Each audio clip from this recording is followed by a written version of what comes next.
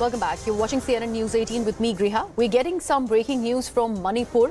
And amid the violence that the state is witnessing, Rajiv Singh has now been appointed as the Manipur DGP.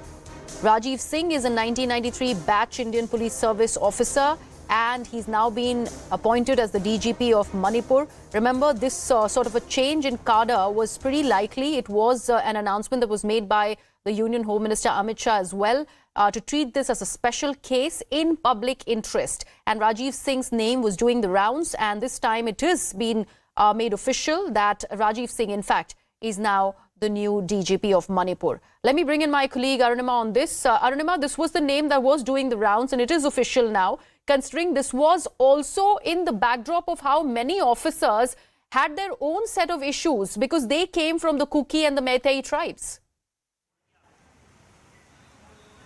Yes, we broke 2 days ago that Tripura cadre officer, who was currently posted as IG of CRPF, was being given intra-cadre deputation. He was being sent to Manipur for 3 years, and there was a strong buzz that the reason this decision was being taken is because after the current incumbent, the current DGP of Manipur, his superannuation was coming up this month. So after that happens, Rajiv Singh will be given the position to lead Manipur Police, and that has now happened. Orders have been issued to make him the Director General of Police. He has worked previously with the current advisor to Manipur Chief Minister Kuldeep Singh. Kuldeep Singh was the Director General of CRPF, and Rajiv Singh has worked extensively with him. So perhaps that equation of professionally understanding each other would also come in handy. Home Minister Amit Shah has just announced that Kuldeep Singh is going to lead a unified command of all security forces to bring back peace.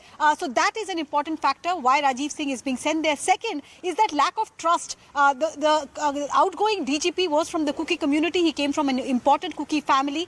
And once he was removed, in a way, the charge was taken away from him. The Kukis felt aggrieved that they were being targeted. The Meiteis, on the other hand, said that, the way Kukis are working, the more steps must be taken by the security forces to ensure that this perception of partisan administration is negated. An officer is being brought in from outside.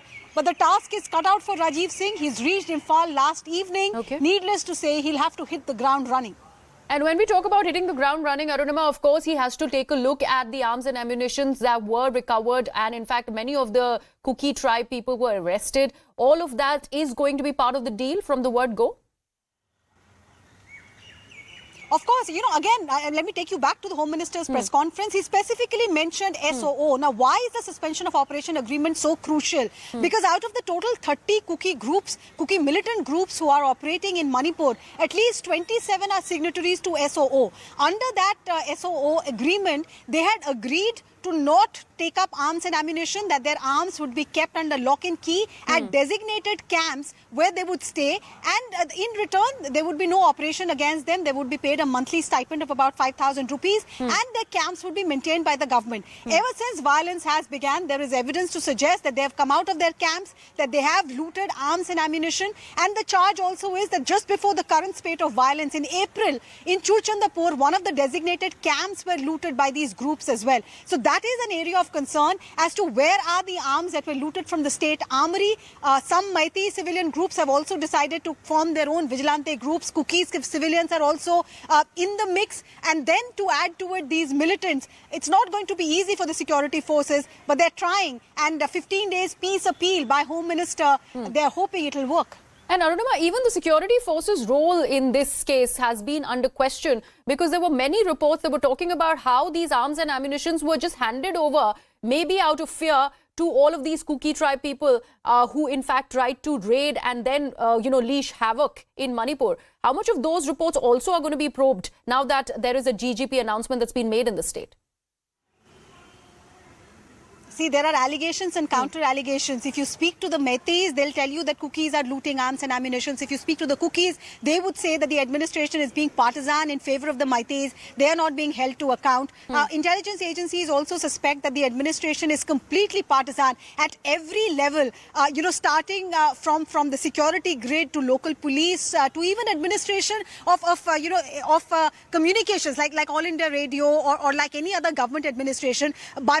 Partisan behavior by the administration is something that the centre has noted at every level. And therefore, one suspicion is that when the armories were being looted, out of fear, the policemen deployed just handed over.